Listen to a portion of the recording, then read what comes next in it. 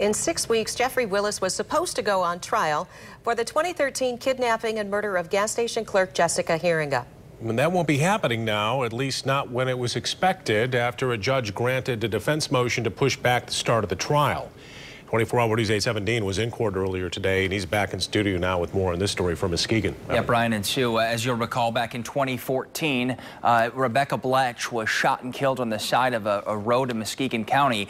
Now, Jeffrey Willis has already been convicted of killing her, but there are still several unresolved criminal cases against him, which begs the question, how long until all this is over? At the sound of shackles, People versus Jeffrey Willis.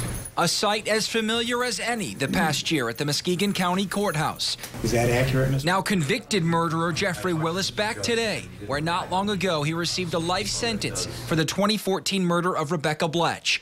After sentencing, Willis spent a month and a half in Jackson in quarantine, processed by prison officials before being moved to Ionia. We got to see him one time in the 45 days he was over there, and we just haven't had a chance to communicate and prepare. That, along with a delay in the Bletch trial transcript, is why Willis's attorney Fred Johnson asked the judge to push back the trial for the 2013 kidnapping and murder of Jessica Heeringa. That is good cause to adjourn this matter. The trial is now expected to get underway in early May. We could start this case tomorrow, and I'm as anxious as everybody else to see the end, the conclusion, if you will, but ultimately the court makes the call. Prosecutor DJ Hilson wants to move forward faster. That's why he again filed a motion to combine the Heeringa murder case and the attempted abduction of a teen girl in 2016 into one trial for Willis, saying much of the evidence is the same. The judge previously denied such a request.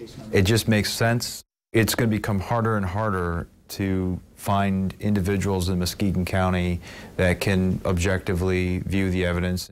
This isn't about economy. This isn't about efficiency. This is about justice. And if it takes multiple trials to get justice in these matters, that's what we should do.